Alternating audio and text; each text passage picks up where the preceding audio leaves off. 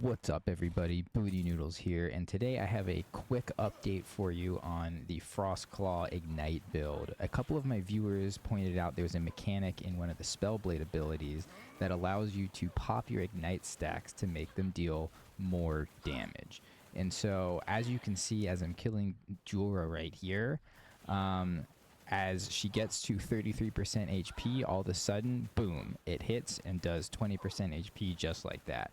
I think this definitely adds a good amount more damage to this build. And so I wanted to give a quick update on how you too can add this to your Frostclaw Ignite builds. So the core part of this mechanic is this node here, Conflagrate, in the Enchant Weapon passive tree. Activating Enchant Weapons consumes all Ignite stacks on nearby enemies, causing their damage to be dealt instantly. Additionally, as you're coming over here, it gives you a node that gives you an increase to Ignite duration, up to 25% chance, doubled while it's active.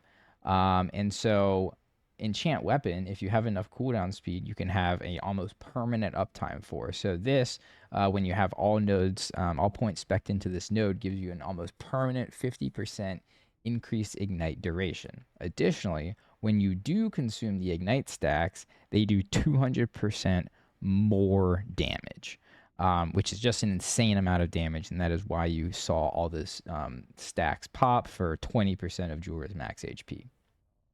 And then finally over here in this enchant weapon tree, we're just coming and increasing the active duration, reducing the mana cost, and having it just automatically recast so we don't have to think about it. Nothing else really matters in this tree because we aren't doing any melee damage.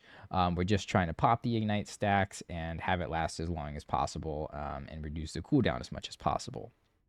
Now, the one other consideration that we have to make is that since this has to be specialized, we had to spec out of Flame Ward. So if you are going to do this, you might notice you lose a little bit of survivability, but you definitely can make up for it in the extra damage that you do from these increased ignite durations and the ignite stacks popping when you're next to bosses.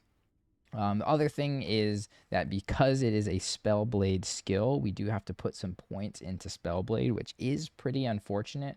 You have to get 15 points in the Spellblade passive tree in order to get Enchant Weapon. So I put 6 points into this, some elemental resistances and increased elemental damage. It's actually not completely wasted. However, these 6 points and these 3 points do feel pretty wasted, because Fire Aura is not useless for us at all, but none of these other things down here are useful for us either. So this was the best worst option was taking the points here. And in order to get those 15 points, I spec'd a couple of points out of Inscribed Instruments, a couple points out of Circle of Elements, and I also lost a couple points in Lavamancer here since we don't really need all of that Fire Leech.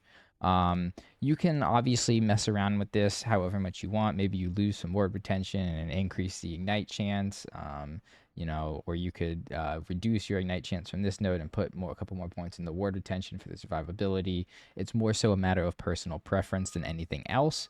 But it is important that if you want to use this mechanic, you need to have at least 15 points in the enchant weapon node. So gear wise, not much really needs to change. I have almost all the same gear on. I would say the only difference that would make this stronger is that the lower the cooldown of enchant weapon, the more you can pop those bonus stacks and the more uptime you have on the doubled increased ignite duration. So if you can get cooldown recovery speed on your belt and boots, that would be useful. Unfortunately, I was trying to make boots with extra cooldown recovery, but I bricked this.